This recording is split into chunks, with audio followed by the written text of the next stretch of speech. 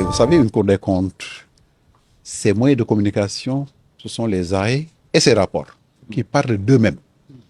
Alors, s'il y a une polémique, nous sommes tout à fait sommes toujours ouverts parce que la Cour ne nous appartient pas. Nos travaux sont faits au nom des citoyens et c'est tout à fait normal que les citoyens réagissent. Donc, nous, c'est pas mal vu de notre part. Maintenant, la Cour étant ce qu'elle est, parce que c'est une Cour méconnue, pas inconnue, mais méconnue. Cela signifie quoi? Cela signifie qu'il nous revient à nous encore une fois, de mieux communiquer. De plus communiquer, mais surtout de mieux communiquer.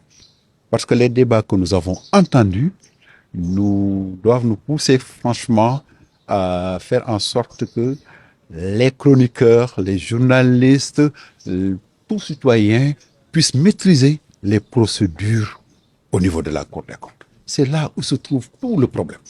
La maîtrise, la connaissance des procédures au niveau de la Cour des comptes. Alors, nous avons fait ce que nous avions fait, c'est-à-dire que les procédures, la règle fondamentale, c'est que nous avons des procédures secrètes, écrites et contradictoires.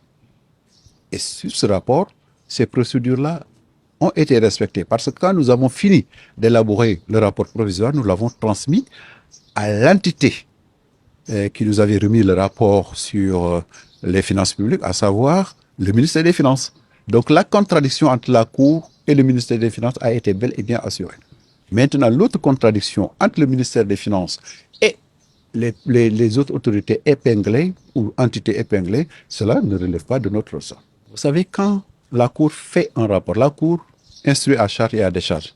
Quand il y a un rapport, il peut y avoir des faits. Maintenant, le financier ne tient pas le pénal en l'état, tout comme le pénal ne tient pas le financier en l'état. Parce que quand même, le judiciaire va mener ses enquêtes selon ses procédures, selon son timing.